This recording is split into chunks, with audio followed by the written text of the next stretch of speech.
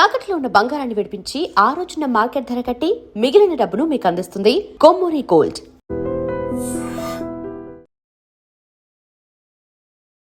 Welcome to I dream. నేను ఉదయశ్రీ. నగరంలో Nepali gang రెచ్చిపోతూ ఉన్నారు. ఇంకొక కేసు నమోదైంది. మనము బంజారా హిల్స్లో మాజీ ఐపీఎస్ భార్య తనూజ మర్డర్ కేసుని ఇంకా అది క్లియర్ కాకముందే ఇంకో కేసు మనకి నమోదైందన్నమాట. ఇక్కడ కూడా మళ్ళీ నేపాలీ గ్యాంగే భార్యాభర్తలను కట్టేసి వాళ్ళ ఇంట్లో నగదును దోచుకెళ్లారు. వాళ్ళు కూడా పని మనుషులుగా ఇంట్లో చేరడం జరిగింది. సో దీనికి సంబంధించి కూడా ఇప్పుడు ఇంకా ఇన్వెస్టిగేషన్ జరుగుతోంది. మరి ఇంట్లో పని మనుషులుగా ఇతర ప్రాంతాల నుంచి ఎవరైనా వచ్చిన వాళ్ళని పెట్టుకున్న వాళ్ళు మస్ట్గా ఈ వీడియో వాచ్ చేయండి. అసలు నేపాలీ గ్యాంగ్తో మనకి ముప్పు పొంచి ఉందా? ఇదే ఇవాల్టి మన టాపిక్. మనతో మాట్లాడడానికి ఎడ్విన్ కేదాసి ఉన్నారు, అడ్వకేట్. మాట్లాడదాం. హలో అండి. హలో జయశ్రీ. హలో మా. Yeah sir. సో అంటే ఒక్కరు ఎవరైనా ఏదైనా ప్రాంతానికి చెందిన వాళ్ళు ఏదైనా మిస్టేక్ చేస్తే పాపం అనొద్దు, కానీ అందులో అన్ని దగ్గర కూడా మంచి చెడు రెండు ఉంటాయి. కానీ ఇప్పుడు మొత్తం నేపాలీ గ్యాంగ్ని అనుమానించాల్సిన పరిస్థితి వస్తుంది. చాలామంది బతుకుదేరు కోసం ఇక్కడికి వచ్చి పని మనుషులుగా చేరుతూ ఉంటారు. కానీ దాంట్లో కొంతమంది దొంగతనాలకు చేయడానికి, ఇక్కడికి దోపిడీ చేయడానికి ఇక్కడికి రావడం జరుగుతుంది. అక్కడ మనకి జూబ్లీ హిల్స్లో మర్చిపోకముందే మళ్ళీ ఇప్పుడు ఇది రెండో కేసు. సో ఎందుకు అక్కడ నుంచి అంటే నేపాల్ నుండి ఇక్కడికి వస్తూ ఉన్నప్పుడు మనకి బార్డర్లో కానీ అక్కడ అంటే వాళ్ళకి సంబంధించిన ఇన్ఫర్మేషన్ కరెక్ట్గా తీసుకోకపోవడం, అంటే ఇల్లీగల్గా వస్తూ ఉన్నారా? అసలు ఎట్లా జరుగుతోంది అక్కడ నుంచి ఇక్కడికి రావడం అనేది? ఇల్లీగల్ ఏం కాదమ్మా. వీళ్ళను బార్డర్లో దించుతారు, నేపాల్ బార్డర్లో దించితే అక్కడ నుంచి మళ్ళీ వీళ్ళు వాళ్ళ నేపాల్కి వెళ్ళడానికి వాళ్ళ ప్రైవేట్ ఉంటుంది. ఒక 3 days జర్నీ చేయాలి వీళ్ళు బై బస్ నేపాల్ వెళ్ళటానికి. ప్లస్ అక్కడ లివింగ్ కండిషన్స్ అంతా గ్రేట్గా లేవు. లైఫ్ స్టైల్ కానీ లివింగ్ కండిషన్స్ కానీ ఇక్కడ ఎర్న్ చేస్తే ఏంటంటే ఇక్కడ మనీకి వాళ్ళ మనీకి కొంత వ్యత్యాసం ఉందని. కానీ ఏంటంటే ఉదయశ్రీ, ఇక్కడ ఇష్యూ ఏంటంటే ఇప్పుడు వీళ్ళిద్దరు చేసినారు కాబట్టి మనము వీళ్ళను నేపాలీ గ్యాంగ్ అని చెప్పేసి మనం మాట్లాడుతున్నాము. కానీ ఇంతకుముందు నుంచి అంటే నేపాల్ వాళ్ళు గూర్ఖాలు వాళ్ళే ఉండేవాళ్ళు మనకి. ఒకప్పుడు నేను చిన్న ఉన్నప్పుడు గూర్ఖాలు చూసేది, జాగ్తే రహో అనుకుంటే తిరిగేవాళ్ళు. బహదూర్ అని, తాపా అని వీళ్ళు కానీ, లేకపోతే they are into cooking line also. ఏది చైనీస్ బండ్లు పెట్టుకొని, లేకపోతే వీళ్ళు కుకింగ్ లైన్లో కూడా బాగుంటారు. ఇక్కడ ఏంటంటే కొంతమంది చేసిన దాంతో మొత్తం గ్యాంగ్ మొత్తం అంటే ఒక ఆ ఏరియాను మొత్తం మనం బ్లేమ్ చేయాల్సి వస్తుంది. కానీ ఏంటంటే ఇక్కడ ఈ 2 ఇన్సిడెంట్లలో చూసినట్టయితే రెండిట్లలో కూడా ఒకటే మోటివ్ ఏంటంటే ఈజీ మనీ, షార్ట్ టర్మ్గా దాన్ని ఎర్న్ చేయటము. అది ఇంకొకటి ఏంటి, సెకండ్ థింగ్ ఏంటంటే ఇక్కడ చూడాల్సిన విషయం ఏంటంటే ఇద్దరు కూడా హెల్ప్లెస్ కండిషన్లో ఉన్నారు. చూడండి మీరు, ఇంట్లో ఎవరు లేని సమయం చూసుకున్నారు, ఎవరు సపోర్ట్ లేదు. ఇప్పుడు ఈ మన మాజీ పోలీస్ ఆఫీసర్ గారి వైఫ్ చూస్తే తను ఒక్కతే ఉంది ఇంట్లో. ఇక్కడ కౌకూర్లో చూసినట్టయితే కౌకూర్లో కూడా ఇద్దరు సీనియర్ సిటిజన్స్, పిల్లలు ఎక్కడో అబ్రాడ్ ఉన్నారు. సరే మా తల్లి at the end of the day ఎవరైనా పిల్లలు ఏం చూసేదంటే ఎప్పుడైతే తల్లిదండ్రులు ఒంటరిగా ఉంటున్నారో తల్లిదండ్రులకు హెల్ప్ చేయడానికి మేము ఇక్కడ లేము, ఎట్లా కనీసం అంటే వాళ్ళను కంఫర్టబుల్గా ఉంచాలి, లేకపోతే వాళ్ళకి అన్ని మేము సమకూర్చాలి అనే ఒక ఇంటెన్షన్ తోటి ఎవరైతే ఏంటి అనే ఒక ఇంటెన్షన్ తోటి అపాయింట్ చేస్తున్నాము. That is one thing. Then the second thing ఏంటంటే మన దగ్గర స్కేర్సిటీ ఆఫ్ మ్యాన్ పవర్. మనము వంగి పని చేయము, ఎవరైనా చేస్తే మనకు నచ్చదు. ఫస్ట్ ఆఫ్ ఆల్ మన ఇప్పుడు నేపాల్గా ఇప్పుడు మన దగ్గర అంతా కరెక్టే ఉంటే మనం నేపాల్లో పిలిచి మనం పనికి పెట్టుకోవాల్సిన అవసరం లేదు ఉదయశ్రీ. ఇప్పుడు మన దగ్గర మనకు అంత ఈజీగా యాక్సెస్ ఉండి, లేకపోతే రిలయబుల్గా, లేకపోతే సిన్సియర్గా పనిచేసే వాళ్ళు ఉంటే మనం బయట నుంచి తీసుకొచ్చి పెట్టుకోవాల్సిన అవసరం ఉంది చెప్పండి. ఇప్పుడు నేపాలీ వాళ్ళు ఉంటే ఏంటంటే ఒకటి వాళ్ళు డ్రైవ్ చేస్తారు, కార్ డ్రైవ్ చేస్తారు, ఈజీగా వాళ్ళు ఇది చేయగలుగుతారు. ప్లస్ రిలయబుల్ పీపుల్ అమ్మ వాళ్ళు. 100% నేను వాళ్ళను దొంగలు లేకపోతే లంగలు లేకపోతే ఇది అని అనను. ఎందుకంటే మా ఫ్లాట్స్లో నేను లాస్ట్ 12 years నుంచి నేను చూస్తున్నాను ఉదయశ్రీ. కపుల్స్ ఉన్నారు మా దగ్గర, మొత్తం 4 couples మా దగ్గర పనిచేస్తారు బిల్డింగ్లో. మా బిల్డింగ్లో టోటల్గా వైఫ్స్ ఏమో ఇళ్ళలో పని చేసుకుంటారు, మెన్ ఏమో కార్ క్లీనింగ్ కానీ, సెక్యూరిటీ కానీ, లేకపోతే ఫ్లాట్స్ క్లీనింగ్ కానీ, అదర్ థింగ్స్ వాళ్ళు అటెండ్ అవుతూ ఉంటారు. ఈ రోజు వరకు కూడా వాళ్ళ మీద ఏం కంప్లైంట్ లేదు. మరి ఒకవేళ ఒక పిల్లోడు వెళ్ళిపోతే వేరే వాళ్ళని తీసుకొని వస్తారు. అంటే ఆనెస్టీ అనేది ఉందమ్మా, ఉంది. ఇక్కడ ఏంటంటే మనం టోటల్గా మనం అందరినీ మనం బ్లేమ్ చేయలేము. కానీ ఇక్కడ ఎవరైతే వీళ్ళు ఇప్పుడు ఇద్దరు ఈ క్రిమినల్ యాక్టివిటీలో ఇన్వాల్వ్ అయినారో, లేకపోతే లూటింగ్లో లేకపోతే రాబరీలో ఇన్వాల్వ్ అయినారో, వీళ్ళు ఏంటంటే షార్ట్ కట్ మనీ కోసం చూశారు. అది ఇంకో సెకండ్ థింగ్ ఏంటంటే వీళ్ళు ఎక్కువ రోజులు వాళ్ళతో ఉండలేదు, అక్వైటెన్స్ లేదు వీళ్ళతోటి. ఈ 2 families తోటి చూసినట్టయితే ఎక్కువ 13 days అక్వైంటెన్స్ అనేది ఎక్కువ లేదు. కానీ ఇక్కడ ఏంటంటే వీళ్ళు చేసింది ఏంటంటే షార్ట్ కట్గా ఇన్స్టెంట్ మనీ వస్తుంది. ప్లస్ ఇప్పుడు ఒకటమ్మా, ఇప్పుడు ఎంత దొంగతనం చేసినా ఎన్ని చేసినా కూడా ఏదో ఒక క్లూ ఇచ్చి పెట్టిపోతారు, ఏదో ఒక ప్రూఫ్ ఇచ్చి పెట్టిపోతారు, ఏదో ఒక వీళ్ళు తప్పు చేస్తారు అక్కడ. అంత ఫుల్ ప్రూఫ్గా ఏం చేయరు. ఇప్పుడు కౌకూర్లో మొత్తం సీసీటీవీలు పలగొట్టినారు, లేకపోతే మొత్తం విరగొట్టిపోయినారు అంటున్నారు. ఎంత దూరం పరిగెత్తుతారమ్మా? ఇప్పుడు ఒకటి, వాళ్ళకి ఇక్కడ పర్మనెంట్ రెసిడెన్స్ అనేది ఎవరికీ లేదు. For how long they can run? కానీ ఒకటి అర్థం కాదు, ఇలా నేపాలీ గ్యాంగ్ ఇక్కడ హైదరాబాద్లో ఇలా రెగ్యులర్గా ఇలాంటి దోపిడీలకు పాల్పడుతూ ఉన్నారు. అంటే ఎట్లాంటి ఫోకస్ ఉండొచ్చు వీళ్ళకి ఇలాంటి దోపిడీలు చేసినప్పుడు? దీంట్లో స్ట్రాంగ్ పనిష్మెంట్స్ అనేవి లేవా? లేకపోతే స్ట్రాంగ్ పనిష్మెంట్స్ అనేవి ఎవరికైనా ఉంటాయమ్మా. నేపాలీ గ్యాంగ్కైనా, తెలుగు వాళ్ళకైనా, ఇంగ్లీష్ వాళ్ళకైనా, ఎవరికైనా మన law is same. Law of the land is applicable in all the crimes.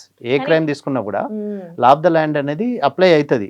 ఇప్పుడు ఇక్కడ ఐపీఎస్ మన ఏది పోలీస్ ఆఫీసర్ గారు వైఫ్ను మర్డర్ చేసినారు, వాళ్ళకి లైఫ్ టైం కన్విక్షన్ పడుతుంది. లేకపోతే ఇంకా సివియారిటీని బట్టి వాళ్ళను అంటే హ్యాంగ్ చేయకపోవచ్చు, కానీ లైఫ్ టైం కన్విక్షన్ అయితే డెఫినెట్ అది. ఇప్పుడు ఫస్ట్ కేసు చూసుకోండి, తనూజ మర్డర్ కేసు, Madam, మాజీ IPS ఐపీఎస్ officer. వైఫ్.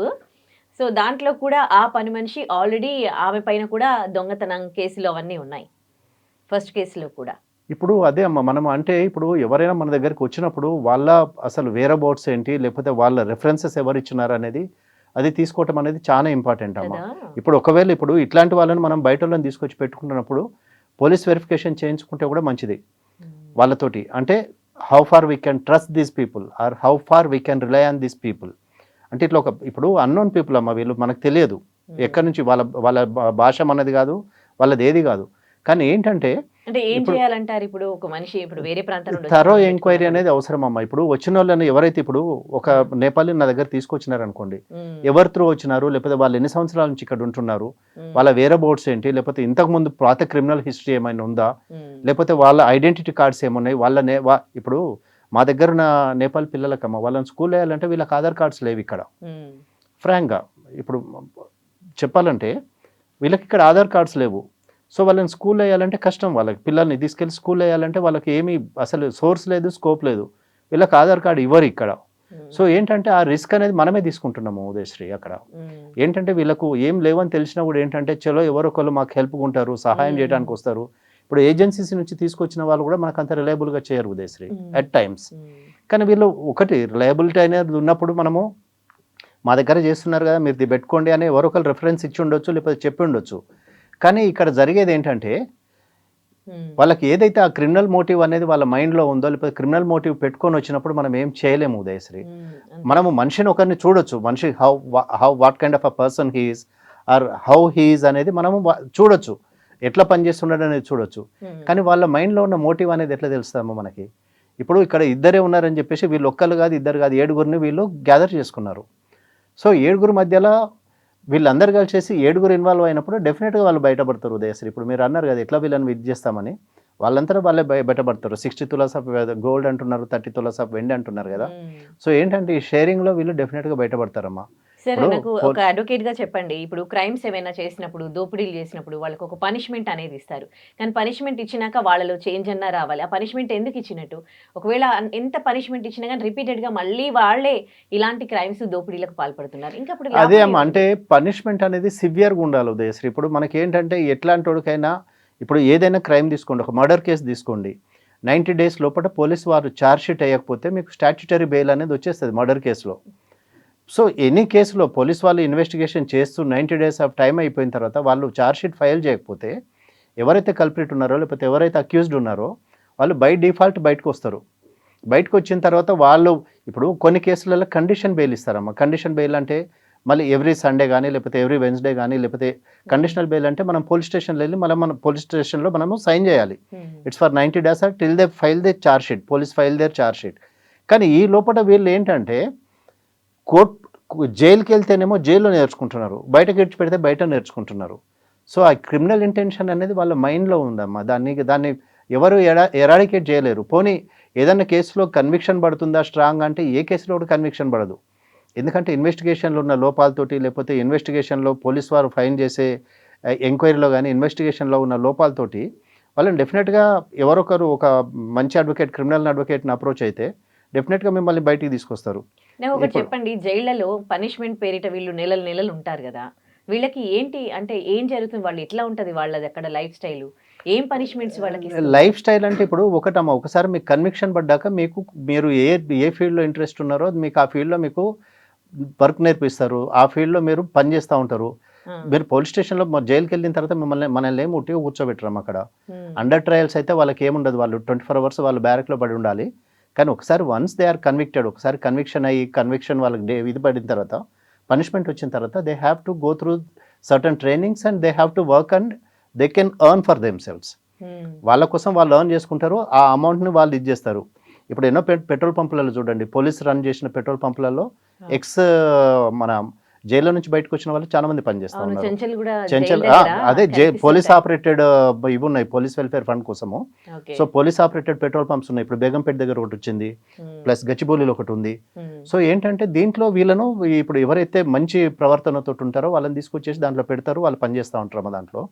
కానీ ఎస్పెషల్లీ ఇప్పుడు what we're talking about is Nepali gangs. ఒకటమ్మా ఏంటంటే ఇది బయ్యర్ బీవేర్ మార్కెట్. మనము ముందు పెట్టుకునే ముందు మనము విజిలెంట్గా ఉండాలి, మనం కేర్ఫుల్గా ఉండాలి. వాళ్ళ నేచర్ ఏంటి, లేకపోతే వాళ్ళ బిహేవియర్ ఏంటి, లేకపోతే తరోగా వాళ్ళని అబ్జర్వ్ చేయాలి. ఇప్పుడు ప్రతి ఇంట్లో సీసీటీవీ కెమెరాస్ ఉంటున్నాయి, కానీ క్రైమ్ అయ్యే వరకు కూడా దాని గురించి మనము ఎక్స్పెక్ట్ చేయలేము, లేకపోతే యాంటిసిపేట్ చేయలేము.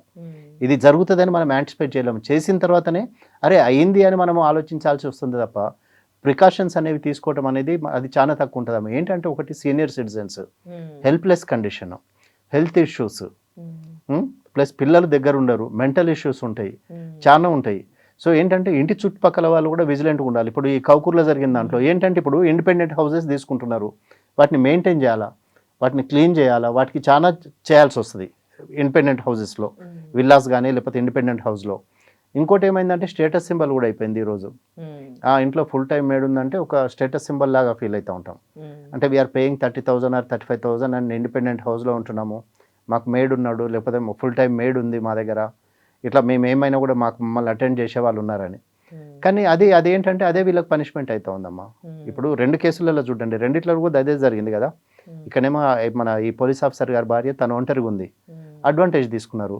అక్కడ ఇద్దరు వైఫ్ అండ్ హస్బెండ్ ఏం చేయలేరు, తిని జనరల్గా పడుకుంటారు, లేకపోతే మెడిసిన్ వేసుకుంటే మెడిసిన్ ఎఫెక్ట్ ఉండొచ్చు, పడుకొని ఉండొచ్చు. సో రెండిట్లలో కూడా ఏంటంటే సిచ్యుయేషన్ వాళ్ళకి అడ్వాంటేజ్ తీసుకునే ఛాన్స్ ఇచ్చిందమ్మా ఇన్ బోత్ ద కండిషన్స్.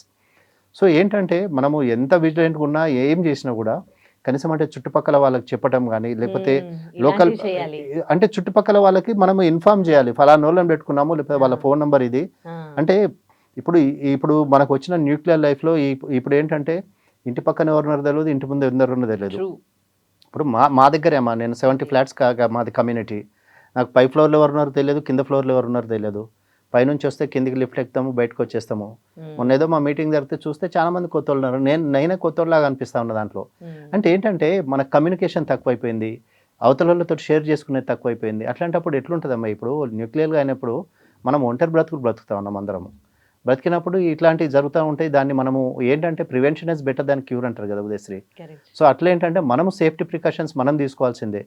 చుట్టుపక్కల కెమెరాలు పెట్టుకోవటము, లేకపోతే వాళ్ళ వేర్ అబౌట్స్, వాళ్ళ మూవ్మెంట్స్ ఏంటనేది పిల్లలు కూడా ప్రతి ఒక్కసారి అబ్జర్వ్ చేస్తూ ఉండాలి. సీసీటీవీలు వచ్చినాయి కాబట్టి వాళ్ళ కంచి అబ్జర్వ్ చేసేసి ఇమీడియట్గా పోలీస్కి ఇన్ఫామ్ చేయటమా, లేకపోతే నైబర్స్కి ఇన్ఫామ్ చేయటమా, లేకపోతే నియరెస్ట్ రిలేటివ్స్ని కాంటాక్ట్ చేయడం అనేది చేయాలి. ప్లస్ ఇట్లా ఈ సోషల్ గ్యాదరింగ్స్కి వచ్చినప్పుడే ఇంకా కేర్ఫుల్గా ఉండాలి మనము. అంతే తప్ప మనం జరిగిన తర్వాత మనం బాధపడటం అనేది వేస్ట్ అమ్మా, దాంట్లో ఏమీ లాభం లేదు. జరగాల్సిన డ్యామేజ్ జరిగిపోతుంది. ఒకవేళ ఇప్పుడు ఆల్రెడీ పోలీస్ ఆఫీసర్ గారి వైఫ్ని చంపేశారు, చంపలేదు, కట్టేసి వెళ్ళినారు. కానీ జరగాల్సిన డ్యామేజ్ అయితే జరిగిపోయింది కదమ్మా. సో ఏంటంటే బయ్యర్ బీవేర్ మార్కెట్ కాబట్టి మనమే విజిలెంట్గా ఉండాలా, మనం కేర్ఫుల్గా ఉండాలా. ప్లస్ ఇంకోటి ఏంటంటే వైల్ టేకింగ్ మనము ఎవరికన్నా ఇన్ఫార్మ్ చేసి పెడితే బెటర్. మనం ఇట్లాంటి వాళ్ళని తీసుకునే ముందు ఇప్పుడు అదర్ ప్లేస్ నుంచి, అదర్ స్టేట్ నుంచి వచ్చినప్పుడు మనం ఏంటంటే మనం కేర్ఫుల్గా ఉండాలి. అంతే తప్ప మనం జరిగిన తర్వాత మనం బాధపడి లాభం లేదమ్మా, విచారపడటం తప్ప ఇంకేం లేదు. అంటే జరగాల్సిన డ్యామేజ్ జరిగిపోతూనే ఉంది.